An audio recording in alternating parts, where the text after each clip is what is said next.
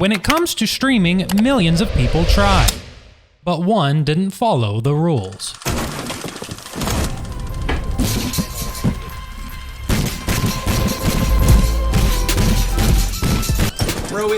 Every single year, thousands of new channels go live for the first time, hopeful, motivated, and convinced that if they just work hard enough, something will eventually click.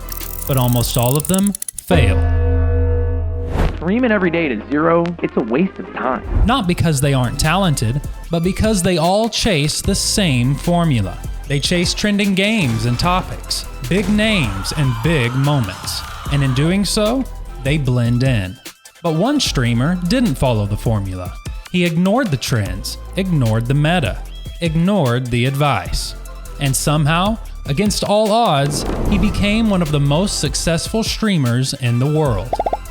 This is the story of Nicholas Stewart, better known as Jynxzi, and why what he did worked when nearly everyone else fails. Jynxzi began streaming in 2019. At the time, Twitch was already a solved game, or so people thought. Fortnite dominated the platform with over 1 billion hours watched in a single year. The best avenue for growth seemed simple. If you want more viewers, just play the biggest game. The logic makes sense. More viewers in the category means more available eyes for new content, more clips, more exposure. But Jynxzi didn't follow this advice. Instead, he streamed Rainbow Six Siege, a tactical shooter with a loyal but, relative to Fortnite, small audience. In 2019, Fortnite had over 1 billion hours watched. Siege had 126 million. Siege was by no means dead, but it wasn't where creators hopeful for an audience were supposed to grow. And Jynxzi paid the price. For an entire year, he averaged 5 viewers. 5 people. An entire year of streaming with almost no feedback, no chat, no validation. Just a stream and silence on the other end. Most people would quit after a couple weeks, or at least pivot to a new game. Most would tell themselves that the dream wasn't realistic anyway. But not Jynxzi. Instead of abandoning Siege, he leaned into it. Instead of using a game to elevate himself, he used himself to elevate the game. And that decision was crucial. Because when you stream something you don't actually love, viewers can tell. Energy fades, reactions become forced, and streams become mechanical. But Jynxzi did it for the love of the game, and that passion gave him something that most streamers lack, an identity. At the time, most Siege streamers followed a pattern. Calm, serious, hyper-competitive, and often emotionally flat. Jynxzi broke that mold entirely. He raged, celebrated, and reacted loudly and with passion. He wasn't afraid to be himself. And that made people notice something important. It felt honest. In 2020, Jynxzi fully committed, bringing a more consistent streaming schedule and an even stronger on-camera personality. For Jynxzi, growth didn't come overnight, but slowly he started to see the numbers rise. By August of 2020, he crossed 100 average viewers, a sign that something was working. For over a year, Jynxzi was forced to learn a harsh truth about streaming. You can be great and still never be discovered. Streaming platforms reward retention, not discovery.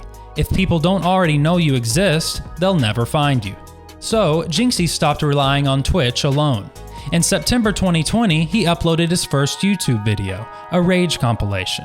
Not highly produced, not cinematic, but honest to who he was. He followed that with tutorials, guides, and community-focused content. He ran 1v1s with viewers and other Siege players. Most importantly, he made his audience part of the show. Then, TikTok changed everything. Short-form content was perfectly suited for his personality. Pure emotion, fast pacing, and shareable content.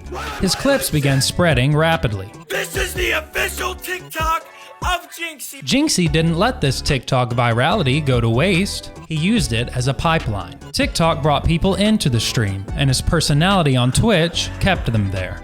And because he was consistent and had a catalog of years worth of content, new viewers didn't bounce, they stayed. By spring of 2021, Jynxzi averaged over 1,000 viewers. Not an overnight success, but the result from years of groundwork paying off. By 2023, the internet finally caught up. Jynxzi's TikToks were everywhere. His various content series had gained massive traction, and his reaction clips had extended beyond the Siege audience entirely. People who had never played Siege before now knew who he was, and when that moment arrived, Jynxzi didn't scramble to adapt, because he already had years of content behind him. That's the advantage of consistency. When visibility comes, most creators panic. They change formats, they chase numbers. Jynxzi stayed himself. Collabs followed naturally. One of the biggest, a collab between him, Kai Cenat and CaseOh, garnered over 260,000 viewers combined across all 3 streams. But the best part? They played Rainbow Six Siege.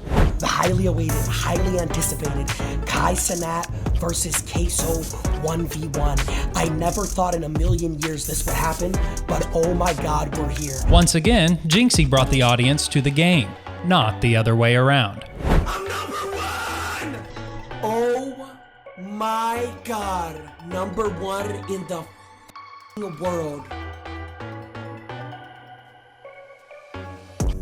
Calling my dad. Yo, Dad, I just hit 1 million. now I'm watching. Oh, you're in? Yeah. Let's go! There you go. I'm so happy I can't feel my arms. I can't even feel my arms! With success secured, Jynxzi began expanding his reach. IRL streams introduced him to entirely new audiences.